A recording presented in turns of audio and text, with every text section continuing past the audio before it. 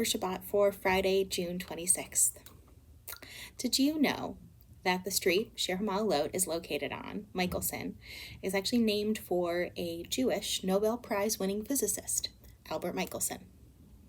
In fact, in the late 1920s and early 1930s, Dr. Albert Michelson worked on a series of experiments in the open space in what we now know as what we call Irvine Ranch to study the speed of light. And one evening in 1931, Albert Einstein paid him a visit to discuss the experiments and their shared interests. I mention this fact because it just so happens that Michelson's sister, Miriam, was also an important figure in society in her time. And believe it or not, I actually learned about Miriam Michelson's story this week as I was studying this week's Torah portion. One of my history professors from rabbinical school, Rabbi Carol Balin, wrote a series of essays a few years ago for the Reform movement where she highlighted Jewish women who played a key role in the fight for women's suffrage in the United States and who might not otherwise have been remembered. And so she tied their story to the stories of the Torah portions throughout the book of Numbers. Miriam Michelson was a journalist and a suffragist. And she became well known for writing not only about women's rights, but also about politics. And as a journalist covering crime stories, she made a name for herself, writing about things that at the time went beyond what would have been acceptable or assumed normal for a woman journalist. And by the late 19th century, even, she had become an advocate for suffrage, encouraging young women especially to get involved with politics and to ask for their rights, demand their rights even, and helping to make California the sixth state in the Union to grant suffrage to women in 1911, 9 years before the rest of the United States. Rabbi Balin wrote about Miriam Michelson's story, tying it to the story of our biblical ancestor Miriam, who dies in this week's Torah portion, Chukat.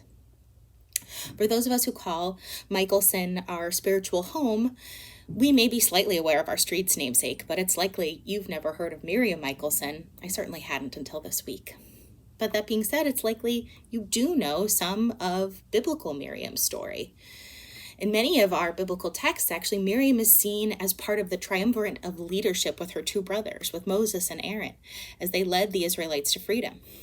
In fact, when the rabbis comment on Miriam's death in this week's Torah portion, they write about how terrified the rest of the community was, how sad the rest of the community was when Miriam died. They knew that Miriam's presence had always ensured that the Israelites had access to a well of water, and without her, they feared they would not be able to find water in the wilderness.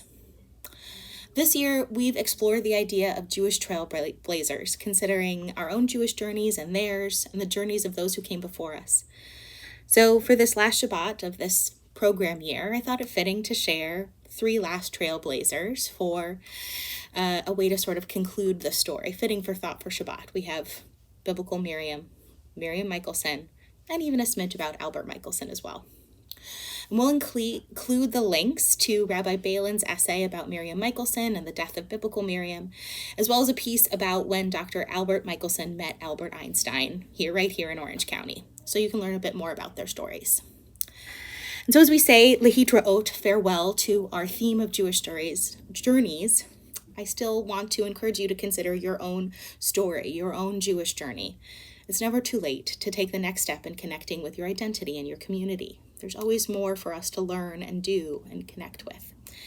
Tonight, we hope you join us for Pride Shabbat as we honor the diversity of SHM and the journeys of LGBTQ Jews in our community.